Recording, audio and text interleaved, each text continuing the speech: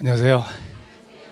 우리 지난주에 건축법 뒤에 건축 신고부터 그렇죠.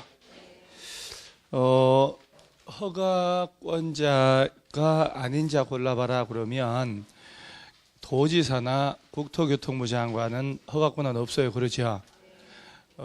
가끔 이렇게 기출문제를 보면은 허가권자가 될 수 없는 사람 골라봐라. 그 다음 도시개발구역에 지정할 수 없는 자가 누구냐 하는 걸 물어봐요. 이제 간단하게 짧으면서 학생들 잘 신경 안 쓰는 중요하지 않은 그런 거. 그래서 지난주에 이제 허가권자를 쭉 허가 관련된 쭉 했고 440페이지 보면 하단에 건축 신고 대상이라고 나오잖아요. 이게 이제 자주 나온다니까요. 그래서 이제 이 중에 하나를 뽑아서 신고하면 건축허가 받은 것으로 본다라고 하는 수도 있고, 이걸 5개를 그대로 뽑아놓고 하나 틀리게 해서 신고 대상인데 틀린 골라봐라 이럴 수도 있어요. 그 다음에 신고 대상이면 그 날짜는 좀 이따 하고 4번 1번 보세요. 건축법 11조에 해당하는 허가 대상 건축물이라 하더라도 다음 어느 하나에 해당하는 경우에는 미리 특별자치시, 특별자치, 그 다음 시군구 나오죠. 시군구청장에게 국토교통부 용어를 정한 바에 따라 신고하면 건축허가 받은 걸로 본다. 이게 은근히 누구 찾아가서 뭘 하냐 할 때 건축법은 그런 걸 잘 내요. 법마다 좀 개성이 있거든요. 그래서 건축법에서 용도 변경도, 그 다음에 허가 신고도 광역시하고 구를 집어넣어 놓고 누구한테 가냐 하는 거 이렇게 내는 거예요. 지금 시군 구청장 박스에 신고 대상의 오른쪽까지 큰 놈 하나 있죠. 크게 있잖아요. 이거를 이제 이것도 이제 사실을 2-3번 반복하면 별거 아닌데 1번에 바닥 면적 합계 얼마 이내래요? 85 이내로 증축을 하거나 개축을 하거나 재축을 한다 이 말 나오죠. 신축 없잖아요. 그러니까 이제 바닥 면적의 합계는 예를 들어 한 2개층 정도를 한다. 2개층의 바닥 면적, 3개층의 바닥 면적. 이 용어가 말이에요, 여러분. 바닥 면적 합계, 연면적 합계 좀씩 달리 있어요. 그래서 예를 들어서 3층, 4층만 얘기하면 연면적이란 말 쓰면 안 되잖아요. 다 합쳐야 되니까. 요거는 이제 2개층에 그냥 단순히 바닥 면적 합계. 다 합치면 연면적. 그런데 하나의 대지에 2개 동 이상 있을 수 있잖아요. 연면적 합계. 이렇게 용어가. 물론 시험에서 분석을 해본 결과로 연면적 합계 가지고 그 표현 가지고 틀리게 낸 적은 없어요. 그 표현으로 틀리게 한 적은 없는데 살짝 다르다는 인식을 해야 이 박스 안에서 좀 다른 게 나오거든요. 그래서 지금 바닥 면적 합계 85 이내로 증축을 하거나 개축을 하거나 재축한다는 말 나오죠. 그래서 이제 이 국민주택이 85인데 25.7평 요 면적 이내로 손본다. 증개재 그러죠. 그럴 때만 신고하고 하면 된다. 그 다음에 이제 제일 중요한 게 2번. 국토법률에 따른 관리지역, 농림지역, 자연환경보존지역이라는 얘기는 도시지역 외지역이죠. 그래서 연면적이 200제곱미터 이하 미만. 이하라 그러면 안 돼요. 이런 건 주의해야 돼요. 미만, 이거나가 아니고 이거. 층수가 몇 층? 3층 미만. 그러니까 이제 도시지역 아닌 저기 시골에서는 203층 미만을 지을 때 신고한다. 203층. 제일 높은 빌딩 203층 이렇게 외워야 돼요. 203층. 그래서 연면적 얼마 미만이고 200. 층수 3층 미만인 건물 지을 때 신고하는구나. 다만 다음에 어느 하나에 해당하는 구역에서의 건축은 제외한다 해놓고 지구 단위 계획구역 나오죠. 줄을 치는 거예요. 시험을 낼 때 지금 신고 대상이 나오는데 맨 먼저 바닥 면적 합계 얼마 이내로 85 이내로 증축을 하거나 개축, 재축할 때만 신고한다 이렇게 냈고, 이거는 시험 낼 때 바닥 면적 합계 80제곱미터인 증축은 신고 대상이다 이렇게 내면 그냥 맞다 이렇게만 하면 되고, 지금 나온 게 관리지역, 농림지역, 자연환경보전지역 나오죠. 도시지역 외 지역에서는 연면적이 얼마래요? 200제곱미터 미만. 그 시험을 내긴 내야 되니까 출제한 사람들이 이런 거 이렇게 면적 층수가 같이 나올 때 그걸 이제 살짝 삐그러뜨려 놓습니다. 그 다음에 이고라고 돼 있잖아요. 층수가 3층 미만인. 그러니까 이제 예를 들어서 이걸 시험을 낼 때 농림지역은 잘 안 냅니다. 관리지역이 제일 잘 나와요. 모든 게 보면은 관리지역 안에서 연면적 150제곱미터인 건축물 건축할 때는 신고 대상이다 이렇게 되는 거예요. 맞을까 틀릴까요? 150 연면적 150인이라고, 이하가 아니고 150인 건축물 건축할 때 신고 대상이다 그러면 OX. 그게 200 미만이고 3층 미만인이라고 돼 있으니까 층수 빠졌잖아요. 만약에 얘보다 더 헷갈리게 내는 게 관리지역에서 연면적 200제곱미터 미만인 건축물은 신고 대상이다 하면 미만, 그러네 이렇게 층수도 넣어야 되잖아요. 그래서 만약에 150이고 연면적 층수가 2층짜리 건축물 짓는다 그러면 신고 대상, 그럼 맞아요. 그러니까 요거를 이런 법조문 만든 이유가 다 있다 이 말이에요. 면적, 층수 요건 다 충족해야 돼요.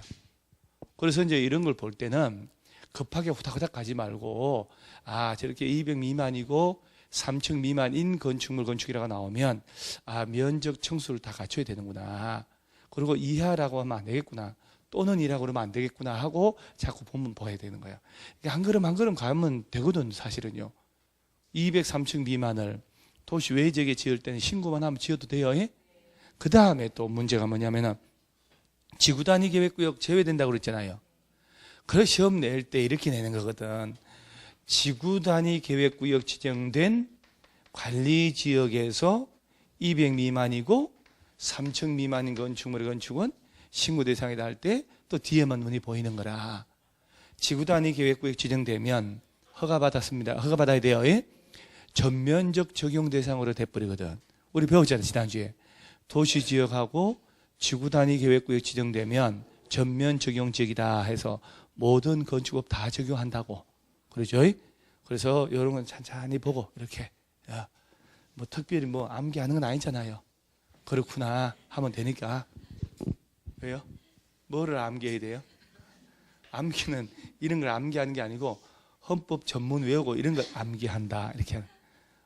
헌법 전문이 쫙 우리 대한민국은 유관 쫙 옛날에 다 외웠는데 다 잊어먹었네 벌써. 그러니까 이런 건 암기하는 게 아니고 걸쿤 하고 판단만 하면 돼요.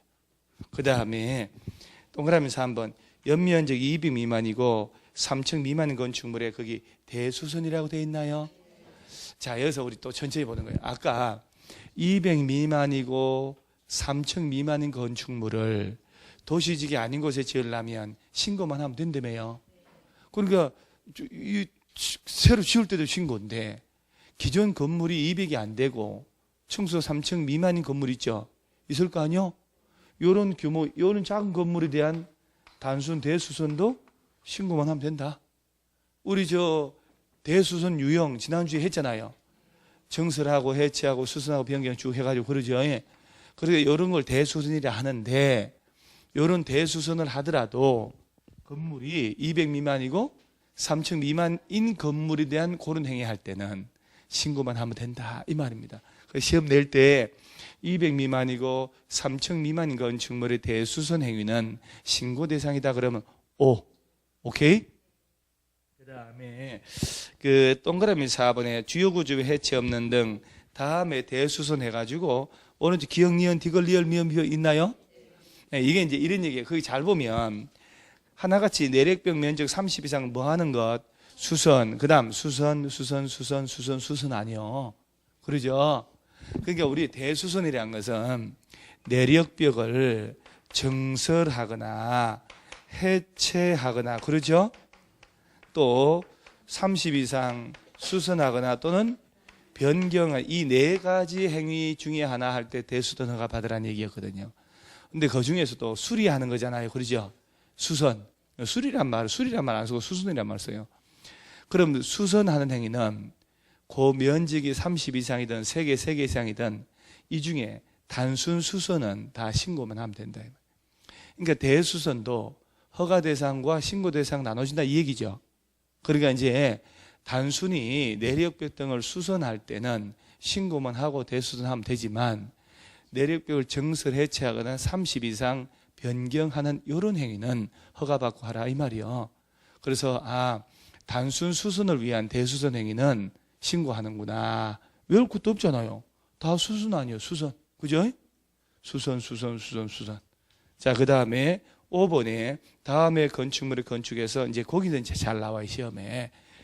연면적 합계 얼마 이하 건축물? 연면적이 아니고 연면적 합계죠.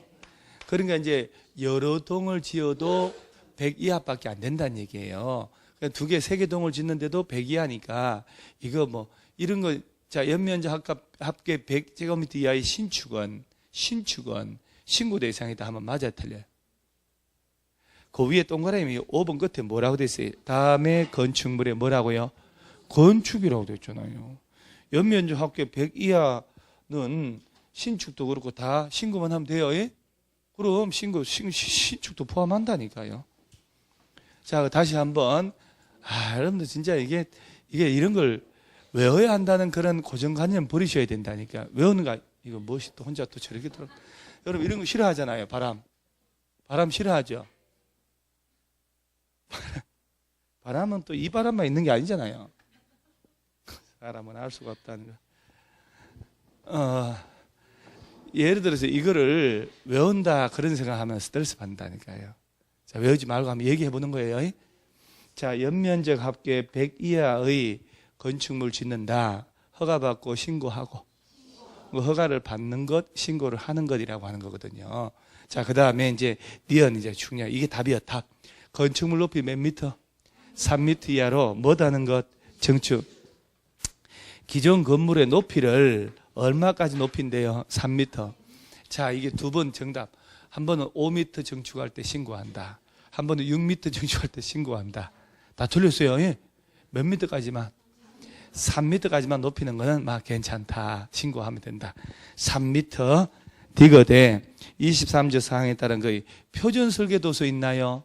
거의 동그라미 하면 용어 써보는데 이게 표준 설계도서가요. 설계도면 하나 가지고 붕어빵 찍듯이 똑같은 건물 지어 나가는 거예요. 그러니 뭐들라 허가받고 써요. 그러죠? 그래서 신고만 하면 되는데 이게 문제가 표준 설계도서에 따라 건축하는 건축물로서 용도 규모가 주위 환경 미관에 지장이 없다고 인정하여 뭘로 정하는 것? 건축조례. 그러니까 희한하게요. 숫자가 나오는 거는 틀리게 만들기 용이하잖아. 그죠? 근데 이것도 틀리게 정답 처리해요. 얼마나 지능적인 놈들인지. 시험에 표준 설계도서에 따라 건축하는 건축물은 건축 신고만으로도 건축할 수 있다. 이렇게 되나요? 맞을까 틀릴까요? 표준 설계도서라고 하는 게 이제 중앙건축위원회 심의를 거치면 중앙건축위원회 심의를 거치게 돼요. 우리 건축법은 위원회가 건축위원회가 나와야 돼요. 1장, 2장, 3장은 도시계획 관련된 법이기 때문에 도시계획위원회가 나오는 거예요. 여기는 건축위원회가 나와요. 그래서 표준설계도서를 국토교통부에 두는 중앙건축위원회 심의를 거쳐버리면 심의만 통과하면 그냥 똑같은 건물을 신고만 하면 지을 수 있도록 해주는데 단 지자체에서 조례를 만들어서 허용을 하고 있어야 돼요. 그래서 밑에 건축조례라고 되어 있잖아요. 그래서 단순히 표준설계도서에 따른 건축물은 신고 대상이다 하면 틀리고 건축 조례로 법적 근거를 만들어 놓고 있어야 돼요. 그래서 조례 빠지면 틀려요. 그래서 표준설계도서하고 건축조례로 이렇게 묶어가지고 서로 연결을 한번 해놓는 거예요. 그래서 표준설계도서로 짓더라도 지자체별로 건축조례로 허용하고 있어야 돼요. 그래야 신고 대상이다. 그 다음에 리얼에 국토법에 따른 그 공업지역만 동그라미 한번 쳐봐요. 공업지역. 뭐 지구단위계획구역 산업단지 이런 것들은 특별할 거 없고 에서 건축하는 자 몇 층 이하인 건축물 2층 이하인 건축물로서 연면적 합계 500 이하 공장이란 말 나오잖아요. 공장을 짓는데 몇 층 이하래요? 2층 이하 연면적 합계 공장 짓는데 층수 2층 이하고 면적 500 이하 이런 공장은 뭐 공장인데 뭐 조그만한 것들인데 허가 받냐 이 말. 공장 나오면 몇 층 이하? 2층. 면적 500. 마지막으로 농수산업을 하기 위한 읍면지역에서 건축하는 연면적 200 이하 창고를 짓거나 400 이하의 축사 작물 재배사 기타 종업배양 온실 이런 말 나와요. 얘들은 전부 신고. 자, 축사는 얼마 이하까지? 작물 재배사는 거기 지금 축사 작물 재배사 나왔잖아요. 4로 끝났다 하면 돼요. 얼마 이하? 400 이하. 창고는 반토막 200. 여기 나온 것들은 신고만 하면 된다. 이게 참 이거 외워야 된다 생각하니까 부담스러운 거라 이게. 자, 그러면 대화 좀 해보고요. 얘기 좀 하고 얘기나 해보는 하는 거지. 그 시골에 읍면 지방 시골로 갔을 때 300제곱미터짜리 축사를 설치해. 축사 허가요 신고요? 400 이하니까 축사 작물 재배 사. 자, 300짜리 창고 지을 때는요 200 초과니까 허가를 받아야지. 자, 그래서 축사나 작물 재배사는 얼마 이하? 400. 창고는 200. 자, 그 다음에 공장을 지어요. 공장. 공업체 간에. 공장 몇 층 이하? 면적은 500 이하 공장을 신고하면 된다. 표준 설계도서 나오면 건축 조례를 뭐 정한다. 막 그런 얘기 나오면 되고. 연면적 합계 100 이하 건물 짓거나 높이를 몇 미터까지 높일 때 신고 3미터. 요거 제일 잘 나와요, 시험에. 제일 부담 없거든, 출제한 사람들이. 딴 거 잘못하면 살짝 잘못되면 안 되니까. 그 다음에 바닥 면적 합계 85 이내로 증축하거나 개축, 재축하거나 도시 외지역에 200 미만이고 3층 미만인 건물 지을 때 신고하면 된다. 지구단위 계획구역 묶였다 그러면 허가를 받고 203층 미만 건물의 대수선이나 단순 수선을 위한 행위 있지요. 그건 다 신고하면 된다. 얼추 될 것 같지 않아요? 그죠? 그러니까 2번이면 되는데 여러분 한 5번 해보세요. 되지 안 되는가? 5번 정도 해야 되지 않겠어요? 여러분 내나 겨우 자기 이름 석자 쓸 지금 뇌 구조인데 지금 40 넘으면 뇌가 안 돌아가요. 지금 얘만 지금 제대로 채워 나오지. 제 보면 다들 냉골이라니까요. 얘만 지금 떳떳하다고 몸이 다 냉골이에요. 지금 손발 다 시리잖아요. 요새도. 그죠? 요새도 지금 손발 안 시려요? 막 주물러야 되고. 그러니까 피가 안 통해서 그런 거예요. 다시 한 번만 더. 자, 순서 랜덤으로 그냥 확확 합니다. 높이 몇 미터 이하 높일 때 신고 3미터. 공장은 층수 몇 층이야? 면적 500 이하 공장 지을 때 신고한다. 잘하네요. 시골의 창고는요 200. 축사 작물 재배사 온실은 400. 질문 떨어지기 전부터 대답하잖아요. 바닥 면적 합계 85 이내로 증개재 손보는 거. 203층 미만, 200 미만이고 3층 미만인 건물을 도시 외지역에 지을 때는 신고한다. 여러분 저 관리지역 이런데 시골 고향마을 가서 집 짓잖아요. 200제곱미터 미만이고 2층짜리 200 미만이고 한 199 뭐 이래 짓는 사람 없을 거 아니에요. 한 150에다가 2층짜리 짓는다. 허가 안 받아도 돼요. 그럼 군청 가서 신고서만 수리하면 된다니까요. 200 미만이고 3층 미만인 건물은 지구단위 계획구역이란 말 허가를 받지만은 할 게 없네. 그 다음에 200 미만인 건물에 203층 미만 건물에 대한 대수선이나 수선 나오면 다 신고. 3개 이상 수선, 3개 이상 수선, 3개 이상 수선, 내력벽 30 이상 수선은 다 신고예요. 자, 높이 몇 미터 정도 높일 때, 뭐 다 했네 뭘. 할 게 없어, 할 게. 그러면 그 오른쪽 페이지 맨 밑에 가로 4번은 겁나게 자주 나와요. 이놈 진짜 이거는 막 징그럽게잖아요. 건축 신고하고 몇 년, 1년 내 공사 착수 안 하면 신고 혈액이 없어진대요. 몇 년? 자, 외우세요. 오늘 신고 대상은 1년 플러스 1년이에요. 밑에 연장 몇 년? 1년. 봐달라면 허가 대상은요 2년 플러스 1년 외우셔요. 좀 이따 나옵니다만 허가 대상은 2년, 1년. 신고는 깔끔하게 1년, 1년. 그러니까 이제 신고가 경미한 거기 때문에 1년, 1년이에요. 허가는 2년, 1년. 이거 떠들어야 되지. 조금 신경 써서 공부해야 돼요. 올해 막 어제 부처는 참 그게 잘 돼요. 어제 집에 꽃게탕 해 먹으려고 꽃게 잡으려다가 이게 이렇게 상처가 많이 생겼는데, 이렇게 내가 진짜 한 풀이 떼끼려고 꽃게 잡아다가 하려고 어제 어디로 가냐면 군산 선유도 고군산 열도라고 새만금 방조제하고 쭉 갔는데 엄청 좋아요. 그 부천에는 총동문회가 잘 돼요. 45명이 어제 그전에 신청사 너무 많아가지고 좀 두 대는 애매하고 해서 그 사람한테 현재 부천에서 공인중개업을 하는 사람들. 그런데 갈 때 한 10년 이상 된 사람들이 실패 사례, 자기 성공 사례 쭉 하고 가니까 진짜 세미나 같이 됐었어요. 야외를 1년에 한 번씩 가거든요. 총동문 졸업생들. 그걸 목동도 이번에 같이 가려고 빼서 한 대 더 늘려서 하니까 목동한 사람들은 반응이 미지근해요. 그냥 다들 자기 잘난 맛에.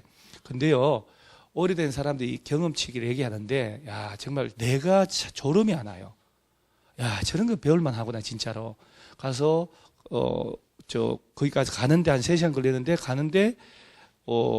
계속 자기가 10년 넘은 사람들 돌아가면서 개업할 때부터 여태까지, 그 다음에 중기 사고 터진 거, 자기 메꾼 거 부착해서, 어떻게, 이걸 얘기하는데 와닿아요. 아, 이게 참 좋은 경험이구나. 어떤 사람은 다 너무너무 좋아하는 거예요. 늦게 중에서 한 2, 3년밖에 안 된 사람들은. 그래 가서 다 구경하고, 돈 낸 걸로 먹고, 돈 3만 원밖에 안 내요, 3만 원. 3만 원밖에 안 내는데, 그 버스로 가서, 그래서 밥 먹고, 딱 먹을 거 엄청나게 챙겨가거든요. 매년 하니까. 갑자기 가고 싶지 않아요? 아무나 못 가요. 공인중개사님들만 가는 거예요. 근데 그 사람들조차 하나같이 뭐라고 인식하냐면 말을 해요. 시험에 다 그래요. 상대평가를 바뀐다며요. 시험 제도가 바뀐다면서 다 그렇게 알고 있어요. 언론에 막 계속 기사화되고 이랬거든, 몇 달 전에. 그 사람들이 막, 그러면서 뭘 걱정하냐면 상대평가 되면 학원이 좋은 거예요, 나쁜 거예요? 그러는 거예요. 학원이 좋을까, 나쁠까? 상대평가 되면요, 어느 수준까지 공부해서는 안 되는 거예요. 미친 듯이 파고 들어가야 돼요. 그러니까 집에서 대충 앉아서 인터넷으로 대충 한다. 안 돼, 절대로. 등수를 뽑아버리기 때문에. 학원에서 막 미친 듯이 프로그램에서 주간 오후 야간 막 계속 주말밤 막 뺑뺑 돌리면 위에 상위에 올라가서 합격할 수 있지만 평명학사는 안 되던 거거든요. 근데 다행히 여러분들, 내가 볼 때 문재인 대통령은 특징이 있어요. 절대 누군가가 욕먹을 짓을 안 해요. 그것이 30년 뒤에는 나라를 위해 좋은 거라도 당장 데모하고 욕하는 거 체질적으로, 왜 촛불 토대로 해서 대통령이 됐기 때문에. 만약에 공인중개사 시험을 상대평가 하잖아요. 이 가족들이 장난 아니잖아요. 그래서 그때 언론에 보도 한번 했다가 인터넷 바글바글 하니까 국토교통부에서 뭐냐면 아직 확정된 거 아무도 없다. 아무도 없다고 꼬리탕. 그러면 뭐라고 했냐면 그래도 한 3, 4년 유예해야 되지 않냐. 3, 4년이 정권 끝날 때잖아요. 끝날 무렵에 휙 해서 손 던져놓으면 그 다음 정권이 욕 엄청 먹거든요. 그래서 여러분들은 관계없는데 상대평가해서 그게 이제 중개업자들이 너무 많이 나온다. 그래서 덜 배출하라 하는데 이 사람들이 자기 발등 찍는 거예요. 중개사가 많아서 일 주는 게 아니라 직방, 다방, 한방 등의 지금 부동산 거래시장의 대기업들이 그다음 다 뛰어들어요. 그 사람들이 중개시장 다 가져가요. 중개업자들이 가져가는 게 아니고. 그러니까 중개업자가 많아서 위력이 세지면 투표로 나와가지고 정권에다가 정책을 반영할 수 있지만 중개업자가 덜 나올수록 자기들은 불리해지는 거 몰라요. 당장. 그러니까 지금 현재 애정한 오피스텔 원룸 있잖아요. 중개업자 안 낍니다, 요새는. 직방, 다방 앱 통해가지고 바로바로 하는 경우 많다니까. 그 다음 대기업에서 중개업자들 뽑아가지고 법인을 만들어서 중개시장에 들어간다니까, 이제. 그리고 애정한 건설회사는요, 자체 법무팀 다 있어요. 그래서 막 오피스 이런 거 칠 때 수백 세대 지으면 자체에서 다 해버립니다. 다. 중개업자 안 거치고. 그게 더 무서운 거지. 중개업자 많이 배출하는 게 무서운 게 아니거든요.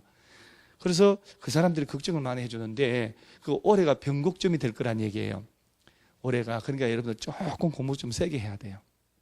세게. 약간 공부가 조금 제대로 돼야지 되지. 이게 어설프게 해서 될 게 아니거든요. 그래서 자세가 보니까 여러분들 소풍 가는 자세로 보는 것 같아서, 자, 맨 밑에 엄숙하게 분위기 만들어 놓고, 자, 신고일로부터 몇 년의 착수? 1년. 연장 몇 년? 2년. 허가는 2년 플러스 1년. 요래 외웠죠? 요렇게 떠들어야 이게 오래 가는데, 여러분 몇 달 전에도 이거 계속 했는데도 기억 잘 안 나거든요. 떠드는 게 최고입니다, 진짜로.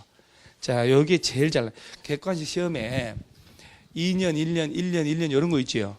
객관 내기 제일 좋거든요. 부담도 없고 이신청 대상도 안 되거든. 그러니까 그런 거 숫자 바꿔놓으면 한 3주만 안 보고 보잖아요. 요게 살짝 헷갈리기 시작하거든요. 그래서 입으로 떠들어 놓는 거는 잘 안 잊어먹습니다. 그 다음에 442페이지에 공용 건축물에 대한 특례라고 있나요? 여기서 한 줄 정도, 한 문장 정도만 좀 기억해 놓으면 돼요. 자, 뭐라 하냐? 1번 보세요. 국가 또는 지방자치단체는 건축허가 건축신고에 의한 건축물 건축 등을 하고자 하는 경우는 미리 건축물 소재에 관하라는, 자, 거기 허가권자하고 뭐 하래요?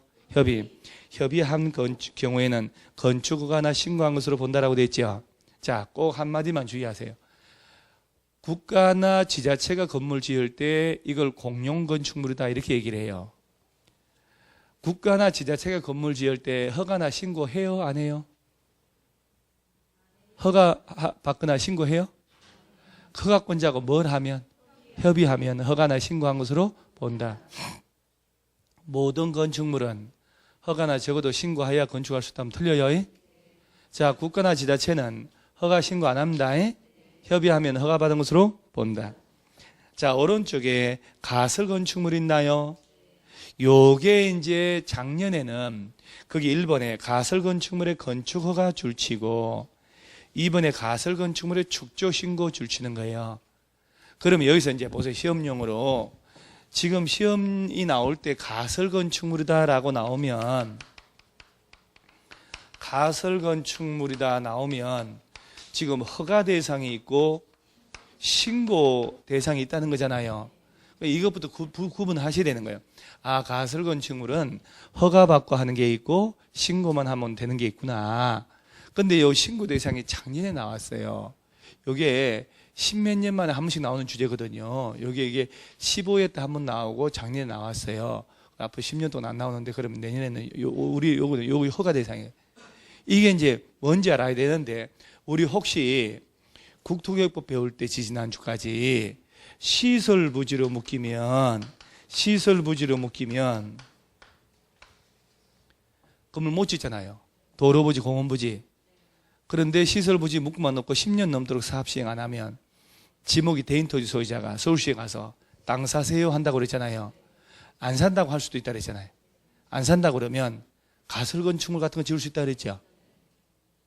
제가 그런 얘기 했나요? 아니요. 그런 얘기 한 게 아니고 3층 이하 단독주택이나 1종, 2종 건생 건물 지을 수 있다 그랬어요. 그죠? 근데 그때 같이 한 게 시설 부지로 묶어놓고 2년 넘도록 사업 시행 안 하고 단계별 집행계획 안 짰거나 2단계 집행계획에 포함된 시설 부지에서는 왜 가설 건축물이나 공작물 설치할 수 있다고 줄친 거 있잖아요. 그때 얘기하면서 뭐라냐, 이 가설 건축물 요건이 건축법에서 나온다. 거기에 이제 요건을 물어보는 문제 나오는데 그걸 얘기하는 거예요. 그래서 도시군계획 시설 예정지라는 것은 공원 예정지, 도로 예정지로 묶인 땅이라도 사업을 안 한 지가 2년 넘었고 단계별 집행계획 안 짜면 가설 건축물 같은 거 지을 수 있는데 그 가설 건축물 요건이 여기서 나오는 거예요. 걔는 허가를 받는 거예요. 허가. 그래서 시험에 낼 때 도시군계획 시설 예정지에서 이렇게 나와요. 그럼 1번 보세요. 얘를 가설 건축물 건축 허가라고 되어 있지요.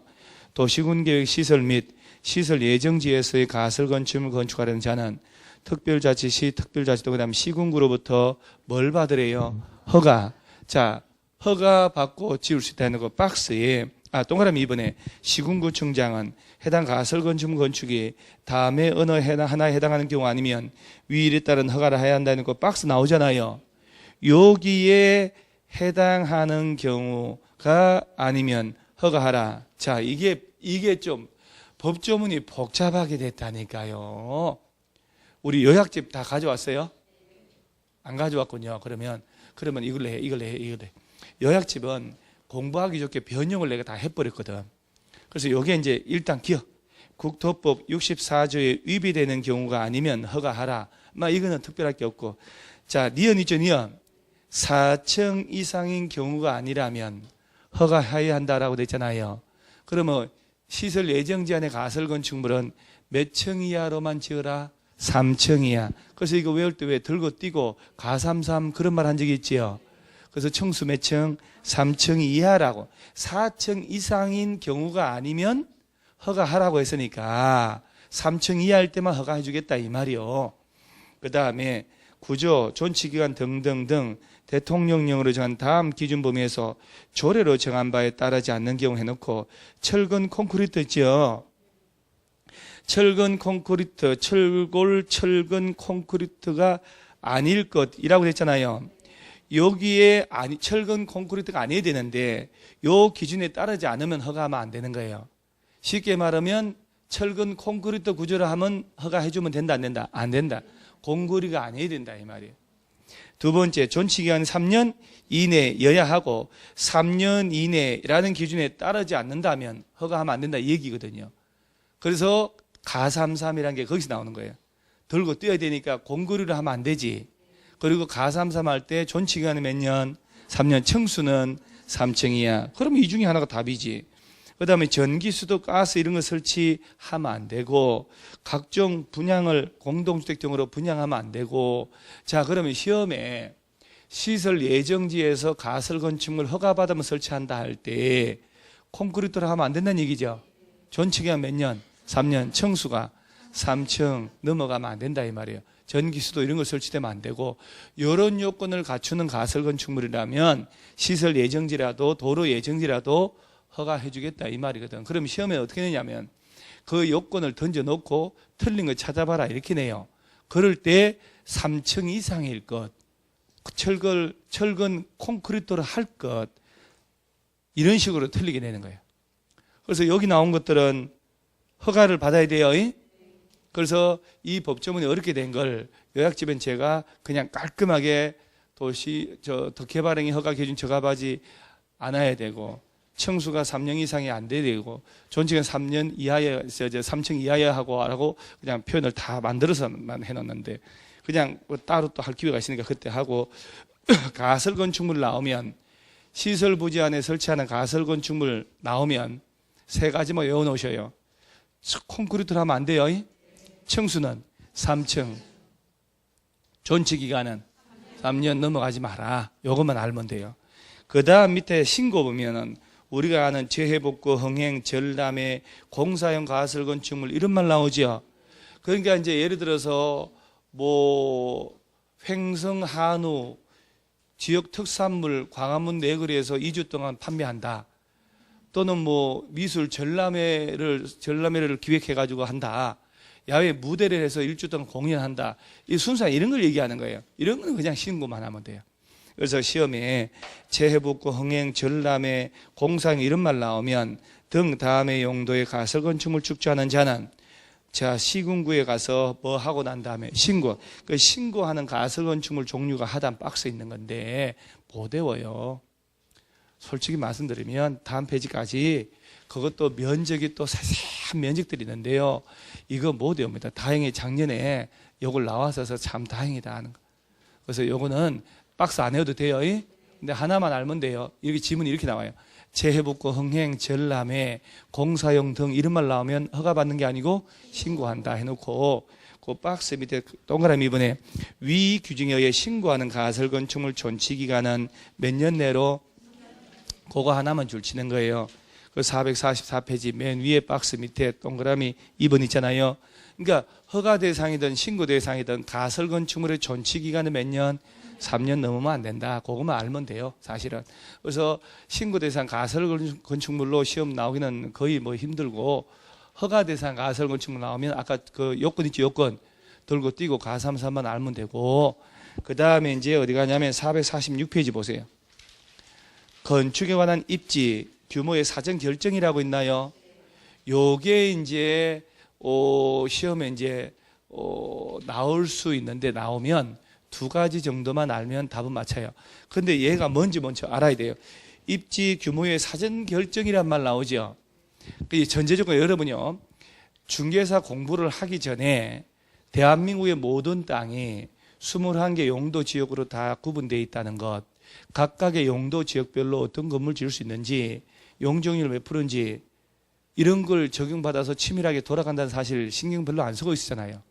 잘 모르고 있잖아요. 토지 용격 확인서가 있는지도 몰랐잖아요. 남학생분들이야 살면서 그런 거 관심 두고 이렇게 하지만 살림만 하다 보면 전혀 없어요. 그러니까 예를 들어서 원래 보통은 건축사 사무실에 맡기거든요. 돈을 줘서 건물 지을 때 설계를 하고 해야 되니까 정확한 법적인 내용은 건축을 하고자 하는 자가 건축 허가를 받고 건물 짓는 거예요. 그래서 위임을 해서 건축사 사무실 통해서 시공사 선정하는 거지. 그러면 보통 사람들은 이 땅에 어떤 건물을 몇 층으로 지을 수 있는지 다 알고 있을까? 모르잖아요. 그럼 건축허가 신청했을 때 법이 허용하지 않는 거라면 쉽게 말하면 빠꾸대고 할 거 아니에요. 그리고 행정 절차도 행정력 낭비되고 하니까 내가 이 땅에 어떤 용도를 어떤 규모로 지을 수 있는지 허가권자 찾아가는 거예요. 양천구청 가서 여기다 이런 걸 지을 수 있나 없나 법 좀 검토해달라 하고 하는 게 사전 결정 신청이에요. 그러면 이제 사전 결정을 신청받으면 법을 다 검토할 거 아니에요. 양천구에서는 그 땅에다가 이런 용도로 이런 규모는 지을 수 있게 돼 있다라고 통지가 와요.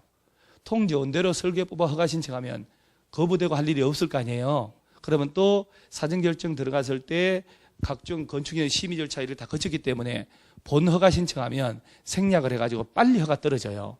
그래서 내가 어떤 규모로 어떤 용도로 지을 수 있는지 미리 법을 알아보는 것, 이게 사전 결정이에요. 그래서 한번 보면 1번 건축허가 대상 건축물 건축하라는 자는 허가 신청하기 전에 자 허가권자에게 거기 동그라미 치셔야 돼요. 누구에게요? 허가권자에게 그 건축물 건축에 관한 다음 사항에 대한 사전 결정을 신청할 수 있다. 허가권자에게라고 되어 있죠. 하다 그 허가권자에게 그거를 신경 안 쓰고 본 사람 틀리게 내버리는 거예요. 이렇게 내는 거예요. 이렇게 여기 해줄 때 잘 드러나셔야 돼요. 시험에 A광역시 B구에서 이렇게 만드는 거예요. 항상 이런 식의 문제가 뜨면 이 안에 분명히 뭔가 있다고 고민을 하셔야 돼요. 그러면서 갑이라는 사람이 건축을 할 때 자 건축할 수 있는 용도나 규모에 대해서 A광역시장에게 사전 결정을 신청할 수 있다 이렇게 내는 거예요. 얘한테 가면 안 되죠. 우리 허가권자가 지난주에 누구라고요? 시군구청장이잖아. 그러죠? 그러니까 허가권자 시군구잖아요. 21층 이상 10만 넘는 걸 특별시, 광역시에 지을 때만 특별시나 광역시에 가는 거지.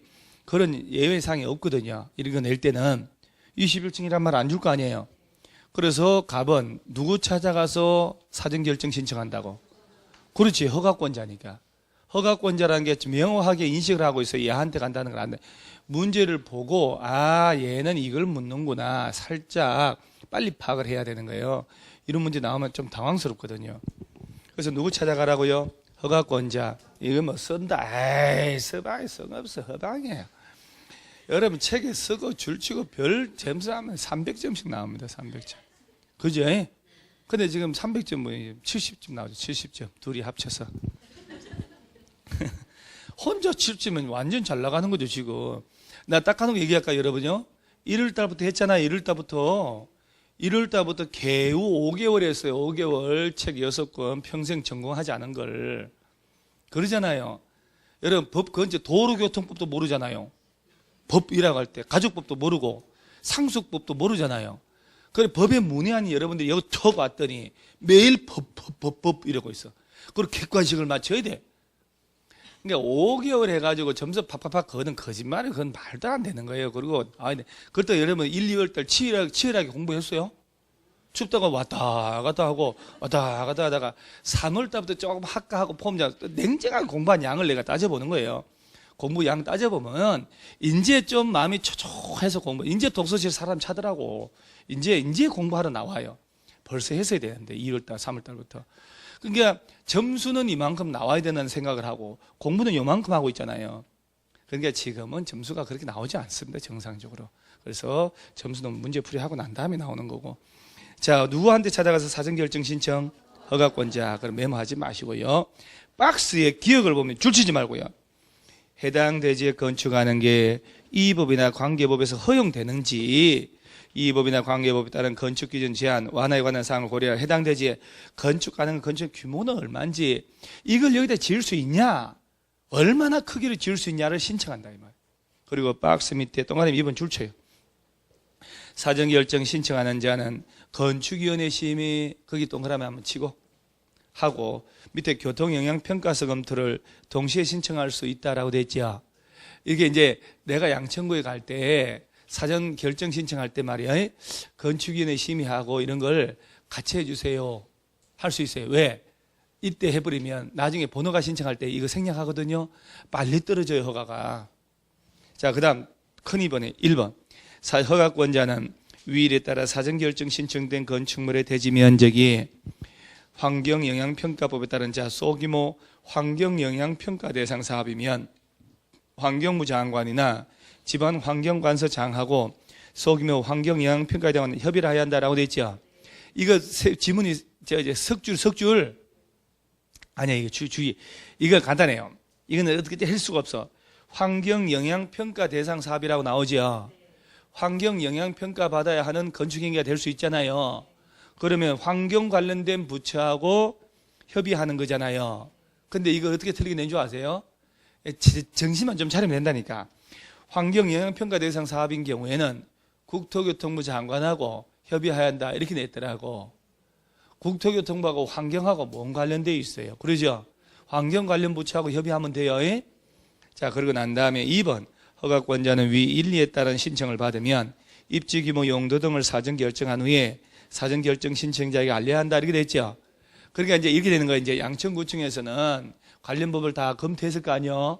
그러면 여기다가 이런 용도로 이런 거 지을 수 있구나라고 통지해 주라는 얘기예요. 자, 이제 통지해 주라 그랬잖아요. 그 다음 이제 정답을 알려 줄게요. 오른쪽 페이지에 4번 사전 결정의 효력 상실 있나요? 야가 답이요. 사전결정 신청자는 위에 따른 사전결정 통지 받으면은 그 받은 날부터 몇 년 내, 2년 내 11조에 따른 건축허가 신청하고 그 기간 내 허가 신청 안 하면 사전결정 효력을 상실한다. 그러니까 이게 말이에요. 둘 중에 하나로 나와요. 자, 이제 기억할 준비 됐나요? 자, 첫째, 내가 사전결정 신청했죠. 양천구청에서 관련 법을 다 확인을 해요.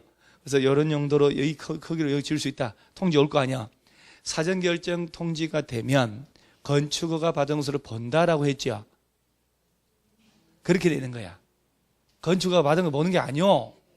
그거에 따라서 건축허가 신청하라고 그랬잖아요. 사전결정 통지 받고 몇 년 내 허가 신청하라. 2년 내, 이걸 1년 내 이렇게. 그러니까 둘 중에 하나라는 얘기에 내가 답 문제 예상 문제 답까지 알려준다니까. 어쩔 수 없이 그렇게 답이 될 수밖에 없거든요. 사전결정 통지 받으면 건축허가 받은 것으로 본다. X에 사전결정 통지 받고 몇 년 내 거기에 맞는 허가 신청하라. 2년, 1년 내 허가 신청하라. 이러면 안 된다 이 말이야. 2년 내 허가 신청해야 돼요. 허가 신청 2년 내 안 하잖아요. 사전결정 효력이 상실한다는 얘기는 다시 받아야 돼. 자, 다시 포인트 2개. 자, 내가 이런 용도로 이 땅에다 지을 수 있냐 없냐. 사전결정 신청 누구 찾아가서 한다? 허가권자한테 갑니다. 이때 건축인의 심의 관련된 걸 같이 신청할 수 있다 없다? 있다. 그럼 환경 관련된 부처하고 협의해서 통지할 거 아니에요? 사전결정 통지 받으면 건축허가 받은 것으로 본다 안 본다? 그건 아니다. 그죠? 그 다음에 사전결정 통지 받고 몇 년 내 허가 신청하라? 2년. 2년 가도록 허가 신청 안 하면 사전결정 효력이 없어진다. 라고 지금 서너 번 얘기할 때 머릿속에 몇 가지 포인트를 잡아 놓으셔야 되는 거예요. 그래, 이래 해도 이건 몇 달 반복한 게 아니라 이번이 처음 하는 거잖아요. 이거 신기하게 처음 배운 거는요, 금세 잊어먹어요. 맞아요. 그게 두세 번 반복한 게 기억이 조금씩 나고 그러지, 모든 게 그래요. 처음 배운 거는 두 번, 세 번 반복할 때 익숙해질 수밖에 없어요. 이거 흔적도 없이 기억 안 납니다. 일주일 지나면. 근데 나중에 이제 다음에 또 한번 얘기할 거 아니에요. 요약할 때 또 그러면 이제 조금 낫단 말이에요. 그리고 3번 정도 반복 수업을 할 때 모습이 딱 남습니다. 그래서 입으로 떠드는 게 제일 좋습니다. 2년입니다. 딱 2년 진짜 많이 나옵니다. 한 장 넘기시고, 자, 450페이지에 큰 이번에 건축허가 취소라고 있나요? 이게 나오잖아요. 허가권자는 허가받은 자가 다음에 어느 하나에 해당하면 허가를 취소할 수 있다, 해야 한다. 취소하여야 한다라고 돼 있다니까요. 박스에 1번 허가받은 날부터 몇 년 내? 2년 내 공사 착수 안 하면 그 허가 취소해버려요. 몇 년? 우리 공법에 2년, 1년이 2년, 이거 엄청나요. 2년이 얼마나 나오는지 2년, 이게 진짜로 많이 나옵니다. 2번, 위 1회 기간, 즉 2년 내 공사 착수했지만 공사할 때 도저히 불가능하다. 그럼 취소해버립니다. 근데 2년 내 착수 안 하면 취소한다며요. 그래, 가서 취소하려고 했더니 형님 봐달라고. 그럼 몇 년 연장해주고? 박스 밑에 보세요. 1년 범에서 공사 착수 기간을 뭘 해줄 수 있고, 이걸 뭐 봐달라 해가지고 막 최대한 뺀질뺀질하면 몇 년까지 봐줄 수 있다. 3년 정도 막 이래 된다. 그 여러분 잠깐만 어깨 피고 이제 어깨 이래가지고 이 몸에 잡귀신 좀 훑어내고 한번 이렇게 잡귀신 많거든요. 이렇게 어깨 이렇게. 자, 그러면 주택을 지을 때 단독 공동주택을 할게요. 30세대 이상 지을 때는 주택법 적용받는 거 알죠? 29세대 이하는 건축 허가 받는 거고, 집을 지어도 30세대 이상 가면 주택법, 건설, 30세대 미만은 건축법, 건축 허가. 자, 29세대 이하 짓는다. 건축 허가 받잖아요. 허가 떨어지면 몇 년 내 공사 착수해야 돼요? 2년, 연장은? 그런데 이제 주택법 30세대 이상, 500세대 아파요. 500세대 지어요. 사업계획 승인 받잖아요. 사업계획 승인 떨어지고 몇 년 내 공사 착수해야 돼요? 요거는 괜찮아요. 하는 거지 뭐 인생 이게 뭐 중요하다고 이런 거 가지고 갈등하고 그래요. 니네 사랑하냐 하는 거에 답이 아니잖아요. 미친 듯이 갈등하고 고민하고, 그게 아닌데 왜 이런 거 물어보지? 그냥 대충 만나려고 그랬더만은. 자, 그럼 이거는 사업계획 승인 받았다. 500세대 아파트다. 500세대 사업계획 승인 받았다. 몇 년 된 공사 착수? 또 저렇게 엄복 찾지 말고. 몇 년 내에 착수해야 돼요? 5년? 3년? 우리 뭐 인생 뭐 있나요? 아무것도 없어 인생. 자, 3년? 괜찮아요. 한번 마지막 세게 얘기해 봐봐. 몇 년? 몇 년 할래요? 596페이지에 맨 하단 박스에, 빨리 찾아봐. 낱장으로 펼치지 말고 뭉태기로 좀 넘겨봐요. 맨 밑에 박스에 첫 번째 거 몇 년? 5년. 1년 연장할 수 있어 없어요? 박스 위에 1년 동그라미, 그죠? 표시 엄청 했죠? 엄청 한 정도가 빵꾸가 날 정도로 표시했는데 기억이 안 나잖아요. 그래서 시험에 그런 숫자들이 지문 들어갔을 때 있잖아요. 의외로 쉬운 거고 많이 줄친 것 같은데 눈에 익은데 살짝 헷갈릴 때 돌아버린다니까.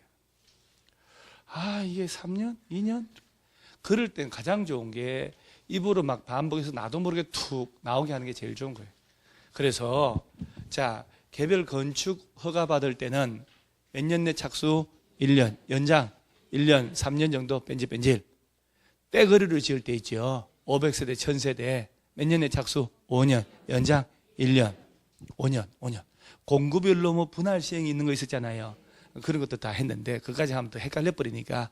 자, 개별 건축 허가는 2년 플러스 1년, 사업계획 승인받으면 5년 플러스 1년 이렇게 하다 보면 자꾸 돼요. 공법 참 단순한데 사람 참 진을 뽑네. 다시 돌아오셔요. 안전관리 예측금 이런 건 필요 없고 쭉 넘어가면, 자, 어딜 가냐면은 계약 설계 착공 신고 이런 것도 뭐 지금 안 해도 괜찮고, 저 465페이지 가세요. 사용 승인 나오나요? 여러분 제기 잘 한번 들어볼게요. 건축주가 허가를 받았죠. 10층짜리 건물 짓는다고 허가받은 대로 설계도대로 공사하는지 안 하는지 감시하는 사람이 있을 거 아니에요? 걔를 누구라 할까요? 그렇지, 감리자라 하겠지. 아니, 연필 잡으려 하지 마요. 그럼 집중이 안 돼요. 건축주가 감리자를 지정하거든요. 감리법인이 있단 말이에요. 예? 그러면 이제 감리자가 공사 중간에 감리 중간 보고서, 완료는 완료 보고서를 만들어요. 감리자가. 그러면 감리 보고서를 만들었을 때 건축주한테 낼까, 허가권자한테 낼까? 건축주한테 주는 거예요. 예? 그럼 왜? 건축주가 이걸 첨부해서 허가권자 양천구청 찾아가서 사용 승인 신청해야 되니까. 자, 그래서 감리자가 작성한 감리 보고서 있죠. 야는 건축주한테 가는 거예요. 예? 건축주가 이걸 첨부해서 건축주가 허가권자한테 가서 사용 승인 받는 거예요. 무슨 말인지 아시겠죠? 자, 사용 승인 신청하면 자, 얼마 이내에 사용 승인서 교부해 줘야 돼요. 그렇지, 그렇지. 그 벌써 저걸 바꾸나 밑에 거. 저 밑에서 4번에 사용. 아니, 이런 날짜 이렇게 빨리 얘기할 사람들이 아니거든요. 근데 빨리 하는 거 보니까 어찌 빨리 순식간에 훑었다는 얘기거든. 7일 이내에 동그라미 돼 있잖아요. 그러니까요, 여러분들이 가만히 있어봐, 넘기지 말고. 그러면 자, 사용승인서를 7일 가도록 교부 안 해줘요. 예? 들어가 살아도 돼야 안 돼요? 되지. 처벌하면 안 돼요. 임시 사용승인 받을 수도 있잖아요. 몇 년? 기간이 임시 사용승인가 몇 년? 2년. 어떻게 이런 걸 한 장 넘기세요. 그러면 넘겨요. 다 필요 없어요. 그런 거 말면 돼요. 다음 페이지 위에 박스에 동그라미 10번 있지요. 임시 사용 승인기간은 몇 년 내로 하고 2년. 꼭 외우셔야 돼요. 예? 임시 사용 승인 받을 수도 있어요. 예? 몇 년? 2년 이내 기간 정해가지고 임시 사용 승인 받을 수도 있다. 이것도 시험 나온 적이 있다니까요. 그러면 여기서 이제 보세요. 예? 건축물을 내가 10층짜리 건물 지었다고 사용 승인 떨어졌잖아요. 양천구청에서 와서 양천구청에서 사용 승인 하려면은 와서 전기도 켜봐야 될 거 아니에요. 그죠? 예? 전기도 켜보고 수돗물 내려가는 거 다 수도 다른 거 다 검사한다고. 그러니까 사용 승인 하기 전에 한전에서 직원들이 왔다 갈까 안 왔다 갈까? 다 왔다 가야 된다. 학원도 다 그래요. 모든 게 영업허가 받으려면 다 사용할 수 있다고 관련된 부처에서 왔다 가야 돼. 한전에서도 왔다 가고 통신공사에서도 왔다 가고 다 왔다 가면 환경 관련된 다 왔다 간다니까. 건축허가권자 양천구청에는 환경과 건축가 다 있을 거 아니에요. 그러면 사용 승인 떨어지면 또 개별 그 뭐 하수 처리 시설이라든가 전기 올려야 되겠다. 이거 또 별도로 허가 신청할까 안 할까? 받은 것으로 본다 이 말이에요. 그래서 저 밑에 사용 승인 효과 있나요? 그래서 맨 밑에 박스 하나 있잖아요. 건물에 대한 사용 승인 떨어지면 기억, 하수도법에 따른 배수 줄치지 말고 배수 설비 준공검사, 개인 하수 처리 시설의 준공검사를 받을 필요가 없이 하수 처리해도 된다 이 말이야. 물 내려도 된다 이 말이야. 그러면서 쭉 내려 뭐 승강기, 보일러 설치, 전기 설비 사용요금 이런 거 있잖아요. 별도로 받을 필요가 있다 없다. 사용성이 떨어지면 엘리베이터 써도 되고 전기 써도 되고 다 써도 된다 이 말이요. 그리고 맨 밑에 거 수질 오염물질 배출 시설의 가동 개시, 대기 오염물질 배출 시설 가동 개시 신고 따로 한다고 안 한다? 안 해도 된다는 얘기야. 그러니까 그때부터 환기 팬 돌리고 다 해도 된다는 얘기잖아요. 사용 승인 얻으면 그 사용 승인 받은 행위 속에 이런 걸 자 점검해서 허가해 준다는 얘기요. 따로 받아야 돼? 받을 필요 없어요. 그러니까 이런 것들을 수업 시간에 몇 번 좀 드러나야지 좀 약간 살짝 쎄한 주제가 나온다면 이거 중요한 거 아닌데 이런 게 또 나올 수 있다 이 말이거든요. 드러나야 되는 거예요.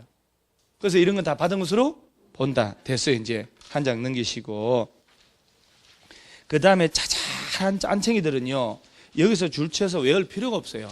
문제 풀이할 때 몇 가지 외우면 되니까 474페이지에 8번 건축물에 철거 멸실 신고 있나요? 철거할 때 철거 전에 신고해야 돼요.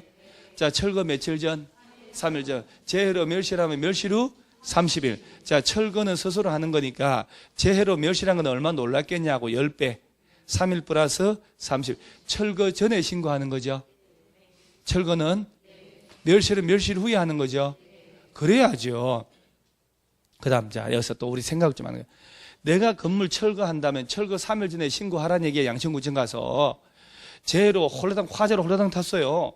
멸실되고 나면 30일 내에 가서 멸실 신고할 거 아니요. 재해로 없애버려서. 그리고 양천구청 담당관이 와서 진짜 없어졌네. 건축물 대장 있잖아요. 오죽에 없애야지. 대장 없애야지. 말소시켜버린다니까. 그러니까 현상하고 법적 장부를 일치시켜야 되잖아요. 좋다. 대장은 시군구에서 관리하는 건 알고 있죠. 행정안전부. 대장 소관청은 행정안전부요. 우리 지자체가 시도 시군구는 행안부 산하기관이거든요. 그 상급청의 행정안전부입니다. 그러면 자, 등기는 대법원 소관이잖아요. 대법원. 그러니까 대법원에서 등기소를 만들어서 등기소장을 임명하는 거예요. 등기공무원, 법원 공무원들이에요. 그 등기소 공무원들은 일반직 행정직 공무원이 아니고 법원 행정직 공무원 시험 합격한 사람들, 9급, 7급, 5급으로 들어간 사람들. 그러면 등기 업무는 법원에서 하는 거잖아요. 대장은 행안부에서 하는 거고, 그 양천구에서 대장 말소시켰다며요. 현장 가보니까 없어졌어. 신고한 대로. 오케이, 말소시켰어. 그럼 등기를 없애줘야 되잖아. 어떻게? 역시 오후에 좀 이렇게 얘기 한번 들은 사람들 낫네. 이게 얘기해 준 적이 없는데? 해줘서 예전에? 그래서 구청에서 관할 등기소에 촉탁을 하는 거예요. 없애라. 그래서 대장도 없어지고 등기도 없어야 현재 건물도 없잖아요. 건물은 없는데 등기가 남아있으면 등기부를 가지고 팔아먹는 놈 있잖아요. 세상에 등기부가 있는데 건물 없을 거를 생각 안 한다니까요. 그죠? 그리고 일주일 전에 친구랑 갔다 왔잖아요. 건물. 친구 구경해주고 난 다음에 철거한 거 아니요. 예를 들어 그럴 일은 드물지만은 그래서 이런 걸 촉탁을 한다는 거죠. 자, 그 다음 또 이게 지금 우리 동네가 신정동이잖아요. 신정동하고 목동하고 동네 통합돼 가지고 정신동으로 바뀌었어. 그럴 수 있잖아요. 목정동으로 해야 되나? 신목동은 있나요? 신목동이라 행정동이 있다고요? 아닌 것 같은데? 내가 목일동, 목이동 아니요? 신목동 중학교도 아니요? 얘기 잘못 알고 있는 거 아니에요, 여러분은? 신목동역. 그러니까 그래. 그래서 동네 역을 갖다가 동네 이름으로 갖다 붙이고 이러시면 곤란해요. 자, 그러면 우리 동네 이름이 신정동이 만약에 뭐 정신동으로 바뀌었다. 등기부는 신정동이잖아요, 옛날로. 그러면 내가 등기를 어떻게, 내가 가서 바꿔야 될까? 지자체에서, 집은 이런 건 지자체 관리하잖아요. 촉탁을 한다니까요. 촉탁이라는 것은 지자체가 자기를 위한 등기를 봐가지고 등기 명인을 위해서 하는 게 아니라 등기하고 대장하고를 관련 부처하고 일치시키려고 하는 거예요. 자, 그러면 시험에 다음 중 지자체가 등기를 촉탁할 수 있는 사유인데 아닌 거 찾아봐라 시험 나오잖아요. 그러면 내가 철거 신고했잖아. 멸실 신고했지. 그러면 촉탁하는 거야. 해줘요, 쟤들이. 그 다음에 지번 바뀌었다. 행정구역 바뀌었다. 뭐 서울시에서 양천구가 강서구하고 통합해서 강양구로 바뀔 수 있잖아요. 왜요? 그래 있다니까. 아니 금천구가 없었다고. 구로구가 인구 늘어나게 금천구로 동네 새 동네 띄가지고 금천구 만든 거 아니요. 그럼 금천구 바뀔 때 지자체에서 촉탁해야지. 등기부를. 자, 그럼 하나 더. 건물을 새로 지었어요. 사용성이 떨어졌지. 그러면 신규 등록하잖아요. 그러면 처음 건물 지었을 때 보존 등기할 때 대장을 내가 만들잖아요. 그러면 자체단체 와가지고 사용승인하고 확인해가지고 대장 만들어줄 거 아니에요. 그걸 보존 등기를 구청에서 촉탁 등기 해줄까? 그게 답이에요. 보존 등기는 쥐가 해야지. 그죠? 자, 그래서 어딜 보냐면은 어디 갔어 이게 476페이지에 등기 촉탁이라고 나오죠. 이게 아주 가끔 나오는데 여러분 이게 오래 강의하다 보면 냄새가 좀 나요. 지릿지릿한 전기 이런 게. 그래서 신경 좀 써놔야 돼. 시군구는 다음에 어느 하나에 해당한 사유로 건축물 대장에 기재 내용이 변경되는 경우 가로치고 신규 등록은 뭐하고 제외돼. 신규 등록해서 대장 만들었죠. 그럴 때 보존 등기는 신청 안 해준다는 얘기예요. 제외하고 대장 기재 내용이 변경이 있으면 관할 등기소에 그 등기를 뭐 하래요? 촉탁. 지번이나 행정구역 명칭이 바뀌었다. 그 다음 2번 볼 것도 없고 철거나 멸실 신고에 따라 없어졌잖아요. 그러면 그 사실에 따라서 등기소에 촉탁 등기해야 하네요. 등기를 없애야 될 거 아니에요. 멸실됐으니까. 자, 다시 한 번만 더. 지번이나 행정구역 명칭 바뀌었다. 철거 멸실 신고했다. 그러면 구청에서 법원에 촉탁 등기 한다 안 한다? 신규 등록할 때는. 신규 등록이 뭔지 알죠? 대장이든 땅이든 건물이든 최초로 대장 만드는 거잖아요. 그 최초로 대장 만들어 놓고, 야, 너 대장 건물 좋은 거 지었네. 내 등기 촉탁해가지고 보전 등기 해줄게. 양천구청에서 해준다고 안 해준다고? 안 해준다. 그거만 알면 돼요. 그게 답이요, 답. 자, 그 다음 밑에 돼지, 도로 나오는데, 막 찬물 한 잔 먹고 또 달려야지. 딱 맞잖아요.